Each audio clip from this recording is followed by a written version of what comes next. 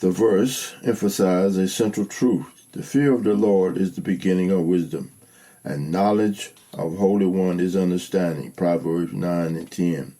The entire chapter is devoted to the emphasis of seeking wisdom, avoiding folly, and finding this wisdom in the Lord.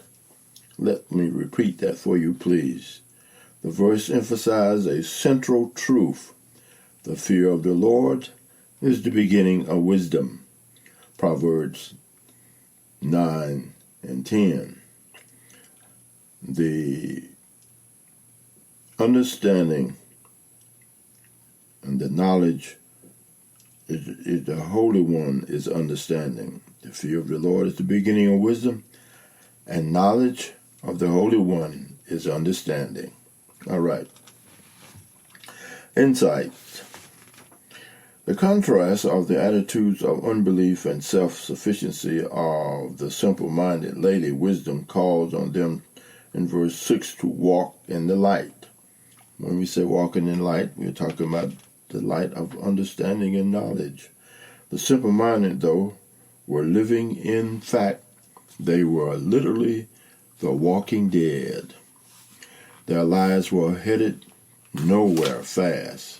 If they truly wanted to live, they needed to heed the call of Lady Wisdom. To truly live, the simple-minded had to do a couple of things. First, they had to recognize their lost state by heeding Lady Wisdom call. First, they had to recognize their lost state by heeding Lady Wisdom's call. Sin clouds their senses, making them think all was well.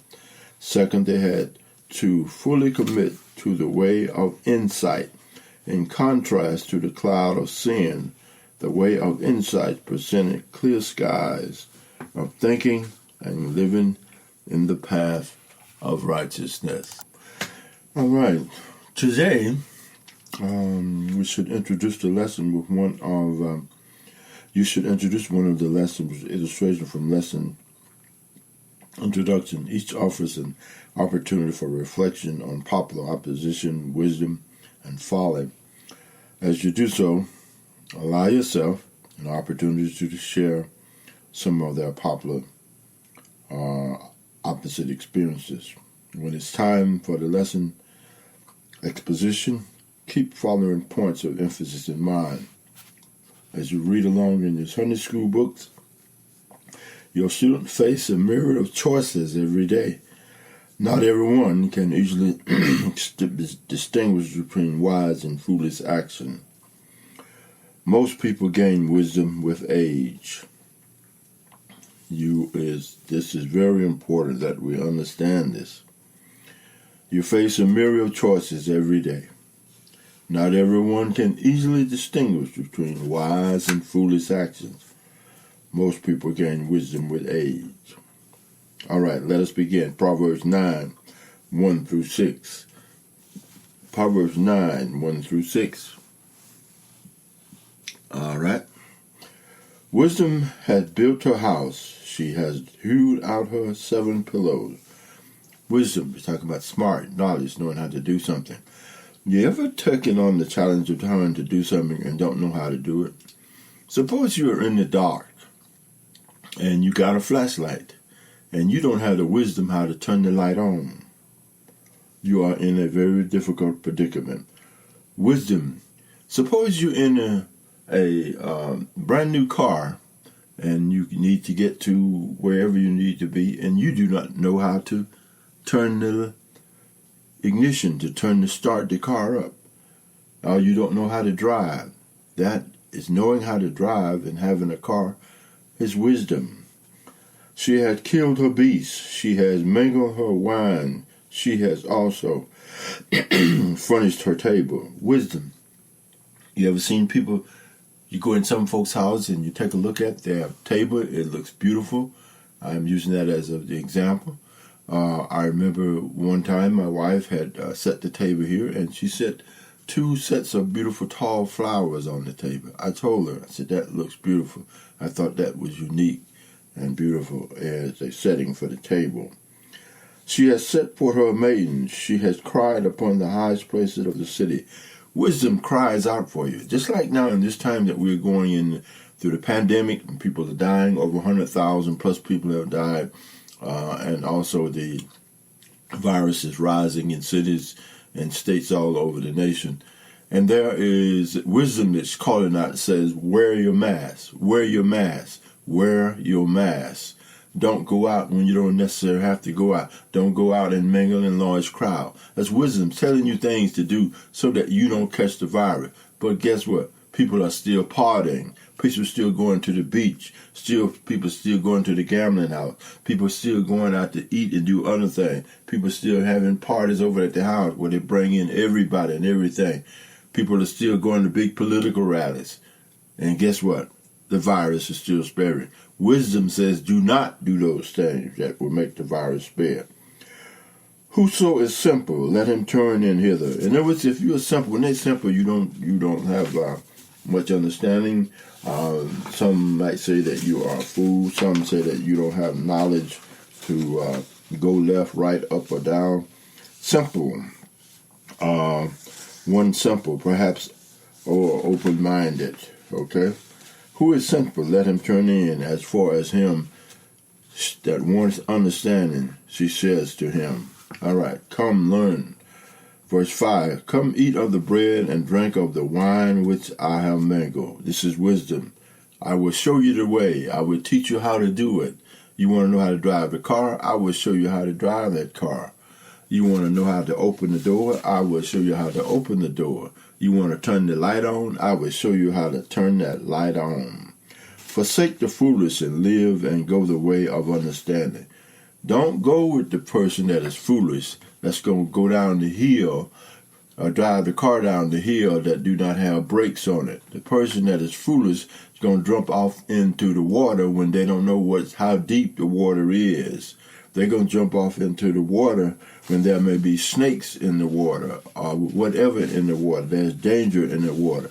The foolish, that's what the foolish do. All right. Solomon wasted no time personified in wisdom in verse 1. He began with her name, Wisdom, who will continue to refer to as Lady Wisdom. We will continue to refer her as Lady Wisdom. In the previous chapters, Solomon already personified wisdom as a woman.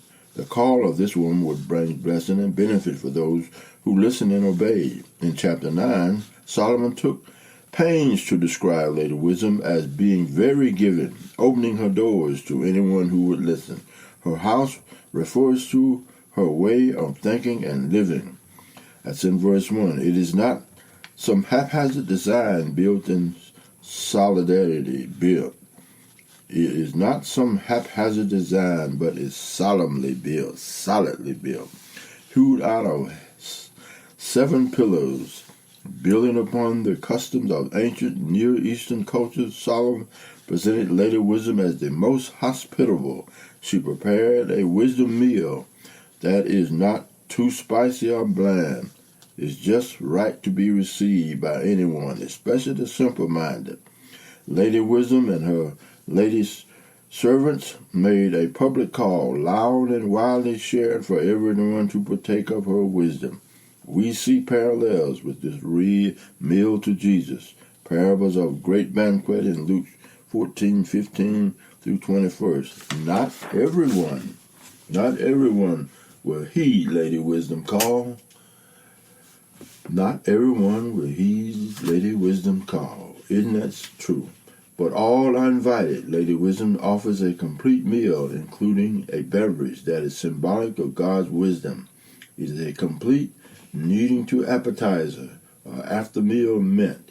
Some Bible scholars even see parallels between this meal and Jesus, imitating the Lord's Supper. In concluding, Lady Wisdom dinner invites. Solomon made it clear that only a fool would not heed her call.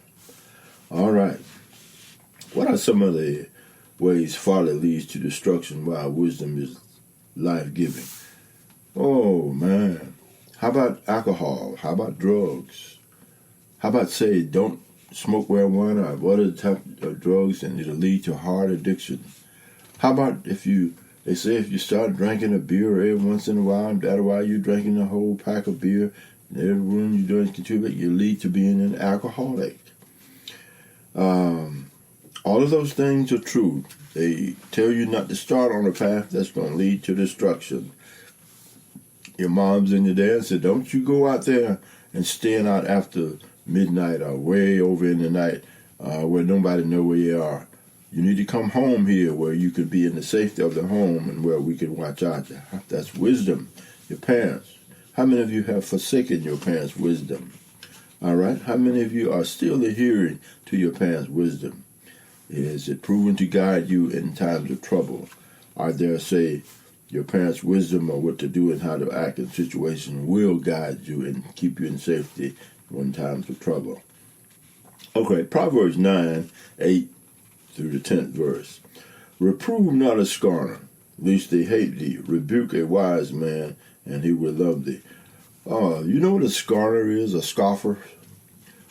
You know what those type of, you met people like that? Huh? Everything that you do, they finding fault with it. Lord, you don't need to be doing that. Why don't you find something else to do? You ain't going. You come to those type of people, right? And you tell them what to do, and they say, well, you don't tell me what to do. We know all well about those things. And for those that do not, you will learn. Rebuke a wise man, and he will love you. Someone that has wisdom and knowledge, and they say, thank you. Hey, I really appreciate that. That helped me out a great deal. Oh, man. Oh, I needed it. I was wondering how I was going to change that tire. Thank you. Oh, I know. I was wondering where I pull that dipstick out of that engine, and where I can open that cap and put that oil in there. Thank you. That'll help me save the life of my engine. That's a person that's wise.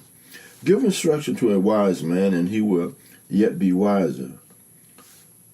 Give instruction to a wise man, he will be even smart. Let's use another word. You give instruction to a smart man, the person that already knows, he will be even smarter. How about that? And he will be even wiser. Teach a just man, and he will increase his learning. Teach a just man, a man that does right, a man that respects people, that loves people, helps people, and he will increase in his learning. The fear of the Lord is the beginning of wisdom, and the knowledge of the Holy Spirit is understanding. Oh, look at that. The totality of the lesson is here in verse 10. The fear of the Lord is the beginning of wisdom, and the knowledge of the Holy Spirit is understanding. You know this passage about whatever of all that getting and things that you do, get some understanding. You ever seen two people talking and one understanding and the other don't understand?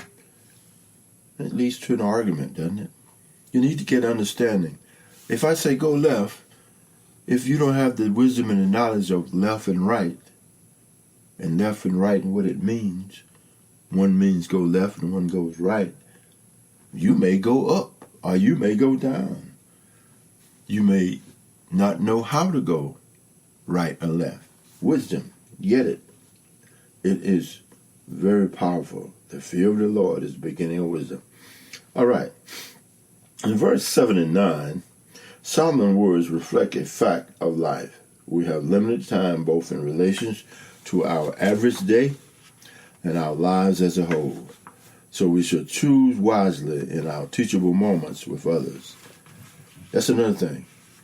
And when it comes to children are all things that take place and occur in children's lives are teachable moments. If you come in contact with children, take the advantage to teach, to show, to give wisdom, to guide, to help, to help them on, to encourage them, things like that. Always do that when it comes to young folks. Make it a teachable moment for them. So we should always choose wisely our teachable moments with others. It is a waste of time to try to correct mockers. Oh, look at that. It is a waste of time to try to correct mockers. What did it say? No matter what we do, they are not going to listen. Does it remind you of anything that's taking place today politically? in the Republican Party, in the Democratic Party, in the Independent Party, and political